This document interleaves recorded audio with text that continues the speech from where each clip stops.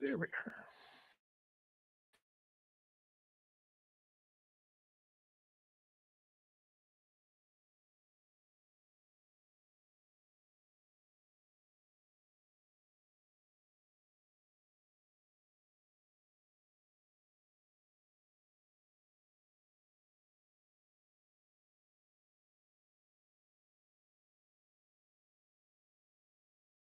And I quote, "I'll be there in a minute. Give me a second." Time is relative, folks. Time is relative. Yes. So, hey, cheers to everybody in the chat. They're a division rival. I don't care how many wins they get. Screw them. That wasn't the take I was expecting to hear. I want to gush over watching live Chris Tanev. I think that we completely underestimate the skill it takes to play defense. One highlight or several highlights does not a Calder trophy make. I'm stepping in here. I'm going to be the crotchety old man here. They need to learn patience. They need to understand the tension, everything, and the drama. How dare! Look at this. How is McDavid not getting a penalty?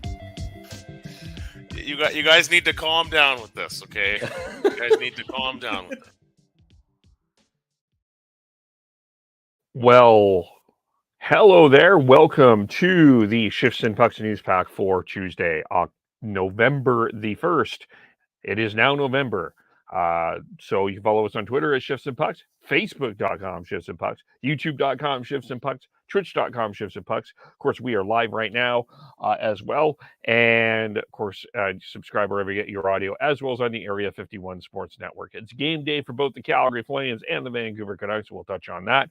Sportico did their 2022 NHL valuations. We'll look at that. And another significant injury for the Washington Capitals as well. And we'll add one more thing. We're going to talk a little bit about the Buffalo Sabres. Are the Buffalo Sabres a playoff team? We'll get into that as well. But let's start with the games going on here in the National Hockey League. We'll start with the Flames taking on the Seattle Kraken. And it's going to be Dan Vladar versus Joey Decord as your goaltending matchup tonight, as Kraken come in. I think the Kraken have been a pretty impressive team overall, like all things considered. They're not the best team in the league. They still have goaltending issues. I mean, you've got Philip Grubauer out, you've got Chris Drieger out, you're going with Martin Jones and Joey Decord. Probably not ideal for Seattle, but it is what it is. You've got a guy that I think a lot of people are really high on in the Calder Trophy race in Matty Beniers. So he's going to be an exciting guy to watch here. You've improved the offense, getting in Oliver Borkstrand and as well here, and Andre Burakovsky. And they are actually, although the Flames have 3 games in hand, they have 10 points. The Flames and the Kraken are tied with 10 points so far in the Pacific Division. So Kraken coming off a win over the Pittsburgh Penguins. And so this is not a team that you're going to be taking lightly. I think this is a team that's going to be giving you, it's going to be interesting to watch them, of course. And just looking at the stats here for the Kraken, here leading the way, Jaden Schwartz, who was injured last year, leading the way with 10 points. Jared McCann, you got 8 points there. Defensively, you got a returning Brandon Tanev, who is, by the way, a +7 if you're a plus-minus person. And so Daniel Sprong was a trade deadline acquisition last year. He has 4 points. So there's a lot of returning players. Brandon Tanev also was injured last year as well. You've got Yanni Gourde, one of my favorite players in the National Hockey League. So, you've got Adam Larson, Vince Dunn leading the way with ice time with 22 minutes. So lots of interesting things here. You will not see Shane Wright in goal or in play. Shane Wright is going to be a healthy scratch. Shane Wright was the 4th pick in the NHL draft last year, and it's a very interesting situation what's going on with him. That's probably the inquisitive issue with the Kraken right now, is you've got a guy that was picked 4th Like a lot of guys, a lot of people, a lot of scouts felt that he was the number one pick going into last year's draft, and he fell to fourth.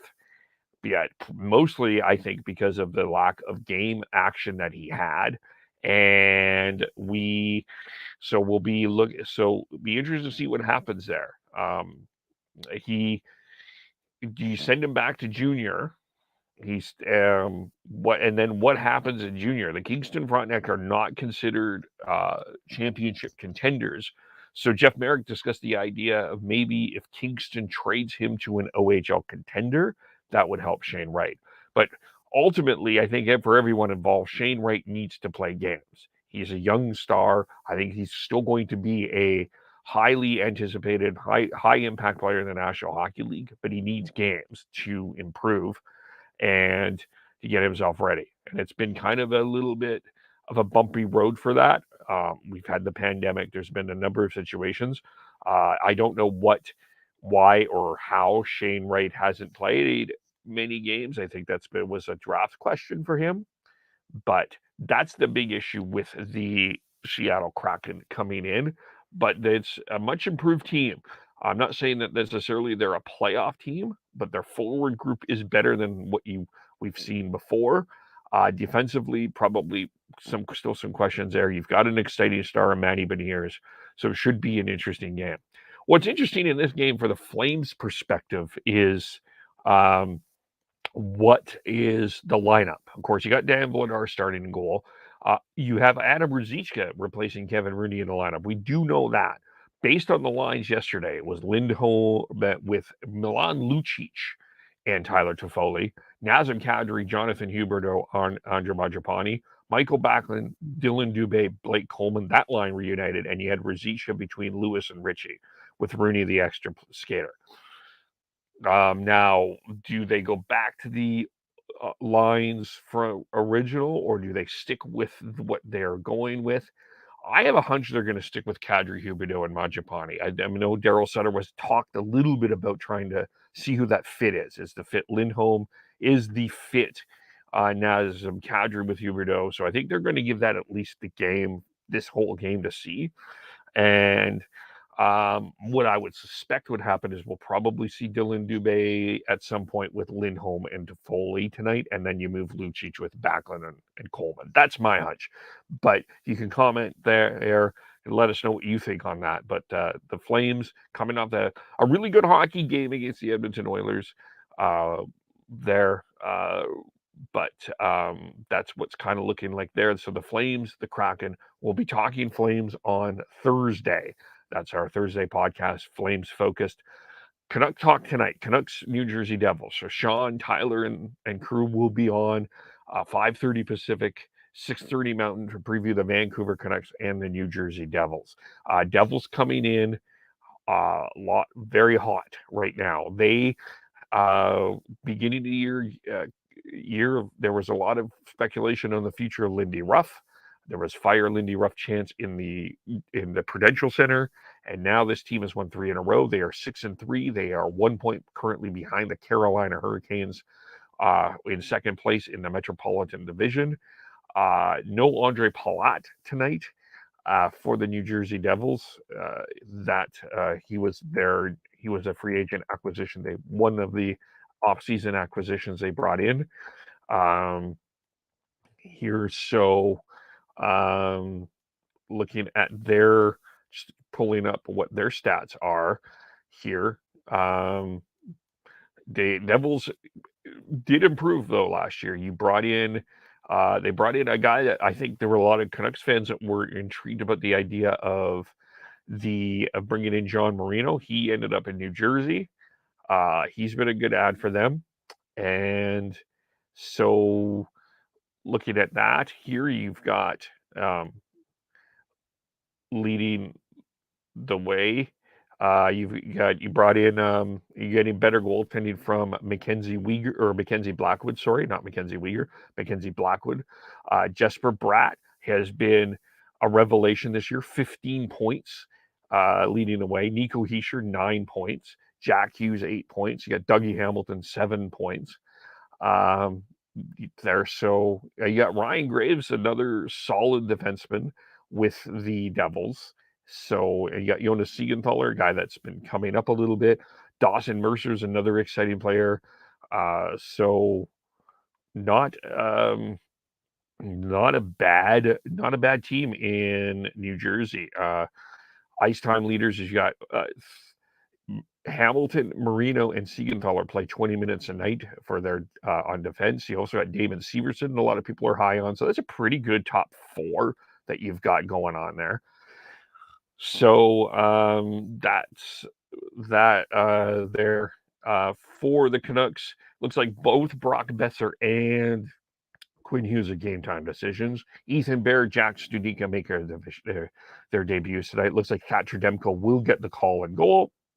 And the Canucks have won 2 in a row. I think they want to keep that going. Here, you put yourself in a hole that you have to dig out again, and so you got to continue to try to win some of these games to get yourself back into this for sure as quickly as possible. And you've got 3 games this week to do that at home. So we'll see what we've got there going on. You've got you got games later on this week against the Predators as well, and the Kraken as well. So yeah, and of course, I think Eli Mikheyev taken another step as well. So looking at the lineup for the Canucks, Horvat, Miller, Garland is projected, Pettersson, Kuzmenko, Mikheyev, Studnicka, Hoaglander, Pearson, Amon, Joshua, Podkolzin, OEL and Myers. Hughes would play with Shen, Bear, and Stillman. Easton Bear playing with Riley Stillman. But again, Quinn Hughes a game time decision. Brock Besser, of course, is also a game time decision. So there could be some changes there. And for the Devils, it looks like it's a Hischier, Tatar, Zetterlund, Hughes, Hala, Bratt, Mercer, Sharagonovich, Boquist, Michael McLeod, Miles Wood, Nathan Bastian, Yoga Siegenthaler, Dougie Hamilton, Graves and Marino, Smith, and Severson. So, and Mackenzie Blackwood starting in goal there. So, those are the games. Those are the Flames and Canucks games for tonight. Let's look at the rest of the National Hockey League. There's 12 games tonight, so 10 other games that we can look at here. And so looking at this lineup here, and we'll start up in New York. We'll start. Yes, let's start with the Flyers and the Rangers. I think the Flyers are a surprising 5-2-1. John Tortorella still not incredibly happy with how the team is playing at 5-2-1. Does not think that the way that they're playing at this particular point is sustainable. So, but playing the Rangers, who are 5-3-2.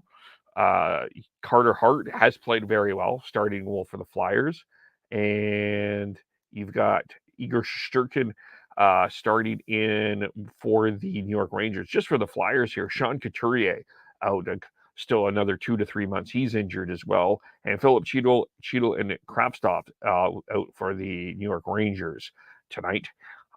So you'll see former Flame Ryan Carpenter as a fourth liner expected to play tonight for the New York Rangers. The Ottawa Senators are playing the Tampa Bay Lightning. The Senators, by the way, according it was up for sale. Of course, that's been a big question about that ownership involving Eugene Melnyk, the late Eugene Melnyk, and what's been going on there. We'll touch on that a little bit. Anton Forsberg getting a call in goal for the Senators. And for the Lightning, coming in 5-4, Andre Vasilevsky getting the call in goal. Another significant injury, though, for the Lightning that hasn't been talked about. Anthony Cirelli out with the shoulder injury. Got Nicholas Paul playing with Kaloran and Stamkos. So their depth is being tested a little bit at this particular point in time. Vegas Golden Knights, 8-2 to start the year, taking on the Washington Capitals. We're 5-4-1. They got some bad news. The Capitals did. Connor Brown looks like he was out the rest of the season for ACL surgery. They've got a lot of injuries. You've got Oshie, Carlson, Backstrom, Hagelin, Wilson. They've got so very much injured. Getting Charlie Lindgren playing tonight. Darcy Kemper played last night against Carolina. Logan Thompson getting a call and goal for the Golden Knights. Laurent Brossoit is, by the way, on a conditioning stint right now in the AHL. You got the Boston Bruins taking on the Pittsburgh Penguins. I'm really curious about this game. The Bruins are hot and 8-1. The Penguins got off to a hot start and have stumbled coming through Western Canada. I mentioned Mike Sullivan possibly on the hot seat yesterday, so I'm really curious about what's going on here. Jake Gensel looks like he's going to be back in the lineup. Tristan Jarry starting in goal for Pittsburgh, and for Boston, it looks like Linus Ullmark is starting in goal there. The Montreal Canadiens are in Minnesota to take on the Wild. Jake Allen starting in goal for the 5-4 Canadiens. Marc-Andre Fleury is getting the call for the Wild. The Los Angeles Kings, with an impressive 5-1 win over the struggling St. Louis Blues, by the way, are playing the Stars 5-3-1. Cal Peterson starting in goal. Jake Ottinger injured for the Stars. He's out at least a week. And you got Scott Wedgwood in goal. And Matt Murray, no, not that Matt Murray, 24-year-old Matt Murray, who was signed to a contract yesterday as a backup. There, Mira Heiskanen out as well for the Dallas Stars. In Chicago, the New York Islanders are taking on the Chicago Blackhawks. Ilya Sorokin playing very well for the New York Islanders right now, for taking on there. And the Jason Dickinson playing really well for the Chicago Blackhawks, as they'll have Alex Stalock start in goal. And as well, up in Edmonton, you've got the Nashville Predators, who I was a little higher on to start the year, but they're 3-5-1, taking on the Edmonton Oilers, who are 6-3. UC Saros getting the call in Nashville, and Jack Campbell back in goal for Edmonton. So I'm curious about that goaltending situation, though. Overall in Edmonton, just going to watch Stuart Skinner, Dylan Holloway back in the lineup as well. And those are the game. You got the Coyotes in action. It's the Florida Panthers. Panthers 5-3-1 starting Sergei Bobrovsky. The Mullets starting Karl Vermika. And you also have the Ducks and the Sharks tonight. The Ducks are struggling, but they did get that big win over the Toronto Maple Leafs on Sunday. John Gibson back in goal. Sharks starting Kaapo Kähkönen. And that is the lineup of games for the National Hockey League. It's November 1st, first of the month. We see the 3 stars of the month. And first star is probably not surprising anybody. It's Connor McDavid. Connor McDavid leading the way on that. He was a player of the week, first star of the week. 9 goals, 18 points in 19 games. Second career hat trick against the Canucks. 5 power play goals, 8 power play points. Has scored in 7 and 9 appearances. 3 4-point performances. Connor McDavid has been doing Connor McDavid things for the Edmonton Oilers, leading the way, of course. Second star, David Pastrnak for the Boston Bruins. 17 points in 9 contests. The Bruins, I think, one of the big surprises of this month. I think for sure in the National Hockey League, winning 8 of their first 9. He's 4 points against Washington to start the month. He got 3 points against Ottawa, 3 points against Detroit, 4 straight multi-point games to close the month. David Pastrnak and the Boston Bruins, second star. Third star is from the New York Rangers, Artemi Panarin. 16 points in 10 outings. The Rangers are 5-3-2. He had a pair of 4-point performances. October 13th against the Minnesota Wild. October 17th against the Anaheim Ducks. And as well, he's tied for second in assists. He has 7 power play assists. That's in the league lead and power play points. He scored in 8. He had got a point in 8 of his 10 appearances. Happy birthday to him on October 30th. He had a 3-point outing on his 31st birthday. So McDavid, Pastrnak, Panarin, your 3 stars. And the NHL Sportico has the NHL valuations out for 2022. And of course, they came out today. For the first time in league history, the average franchise worth is over $1 billion, or at $1 billion. So it's 1.01, crossing that figure for the first time. Ranked number one is the Toronto Maple Leafs at 2.12 million. That is New York Rangers is number 2. And so as we look here at that, the Vancouver Canucks sat at number 11. The Edmonton Oilers were in the top 10, number 8. Now, is that just because of Connor McDavid, or is that because of the Battle of Alberta and some crazy, interesting games and a team that is generally more watchable now? Other than Connor McDavid, you've got Leon Draisaitl. Team's a lot more watchable now. Improved on a number of different areas there as well. So I think that has more to do with that. Sear, and so just as we go through the top 10, I'll just run through the top 10. The Canucks are number 11 on this list. Montreal Canadiens number 3, Chicago 1.7, Chicago Blackhawks number 4, Boston Bruins number 5, Los Angeles 1.141, Blackhawks 1.44, Los Angeles Kings 1.39, Philadelphia Flyers 1.35, Edmonton Oilers 1.29, Washington Capitals 1.22, Detroit Red Wings 1.12. So that's the top 10. As I mentioned, the Canucks are 11, and we'll just see where the Flames are at. I think they're probably in the middle, somewhere in the middle on that list as well. And so Flames are 18th at 870 million. Winnipeg Jets 22nd, 805 million. Ottawa Senators 27th, 655 million there. So that rounds out the Canadian teams. 6.18 billion in revenue during last season, including non-NHL events, concerts, as well. So the NHL is growing. I think that's the good thing out of all of that we can take away from that as well. So, and as mentioned, on the Ottawa Senators, and the article's out. They are going up for sale. This is also was according to Bruce Garriock and the Ottawa Sun, that happened.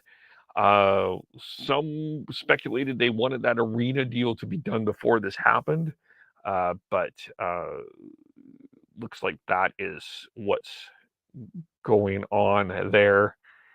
According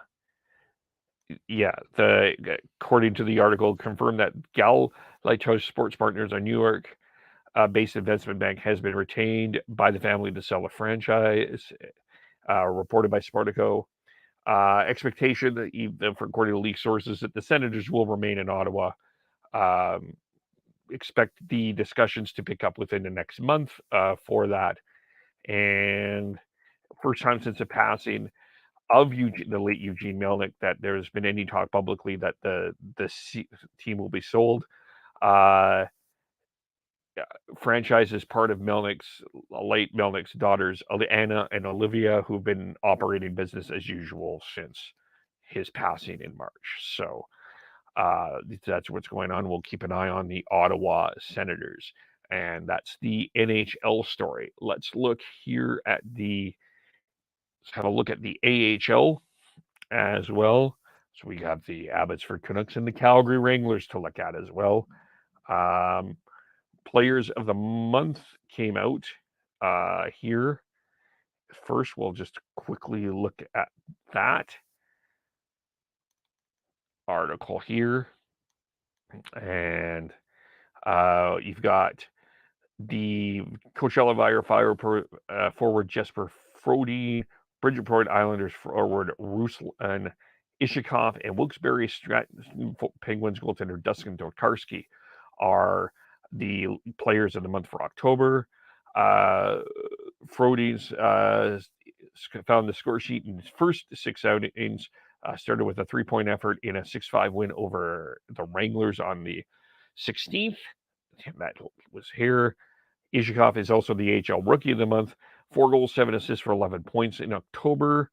And Tokarski 4-0-1 in 5 starts, stopping 129 and 136 shots for the Wilkes-Barre's Granton Penguins.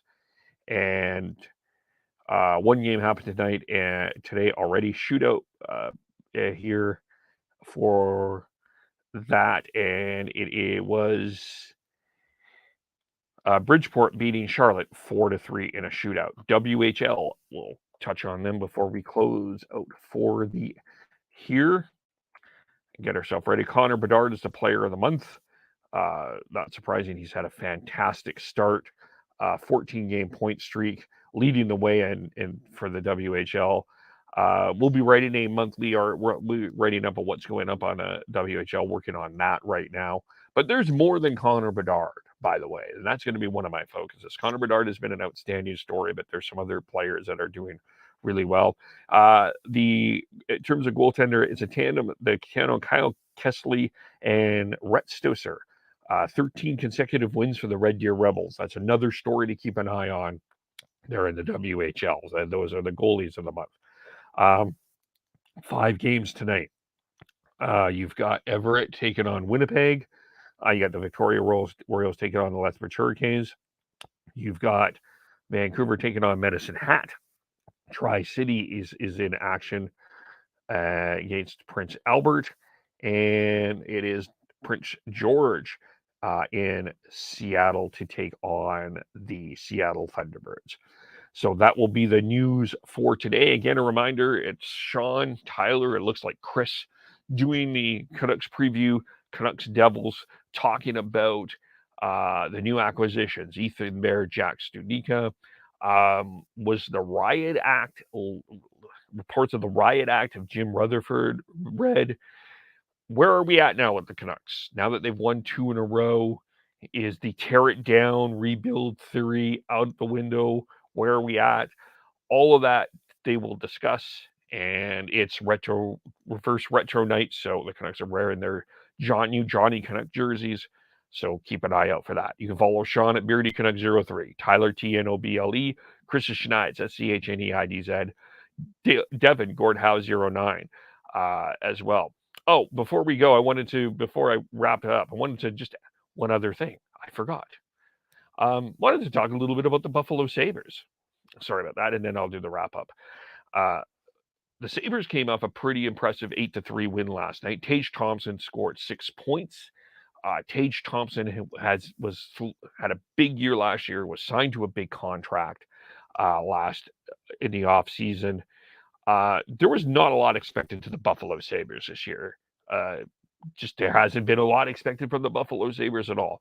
But they've been slowly growing. You've got Rasmus Dahlin had an outstanding month. Here, Owen Power taking a big step as well, getting some surprising goaltending from Eric Comrie and Craig Anderson. We're approaching the 1-year anniversary, by the way, of the Jack Eichel trade to Vegas. I wonder if we're looking at a potential playoff team with the Buffalo Sabres, and I'm wondering how ridiculous that may sound. They are currently second in the Atlantic Division. They're 4 points behind the Boston Bruins. That's 6-3. The Atlantic Division is right now, there's no one with a record of under NHL 500. Ottawa is sitting at 8-4-4. The Toronto Maple Leafs, this is where I combine this with the Leafs here, because I think everybody had Florida, Tampa, Toronto in your top 3. Potentially Boston. A lot of people thought Boston would take a step back. People thought Florida would take a step back. A lot of people thought Ottawa would take a step up. But the Leafs are in a very interesting position here in that they're struggling a lot. They're really struggling. I don't think they're on the same page. Their roster construction, forward defensively, don't feel it right now. They're getting enough goaltending from Samsonov. Can the Buffalo Sabres sneak in? Is this a too early of a conversation? Tage Thompson's taken a big step. I really like what I've seen from him. Dylan Cousins, really good as well. As mentioned, that defense. maybe it might be too early and they may just miss. But if the Toronto Maple Leafs are going to stumble here, someone from the Atlantic Division is going to get into that playoff spot. And if that is Boston, Florida, and Tampa that you're going to grant that position in, unless there's 2 wild cards coming from the Atlantic, which is certainly possible, the Buffalo Sabres may have a shot at getting themselves in here. So I'm kind of curious. I just wanted to put that out there. I mean, I've been pretty impressed. They're sitting in second. I know it's 9 games in. They've had great starts before. They could stumble again for sure. But I'm going to keep an eye a little bit on the Buffalo Sabres as we go on here.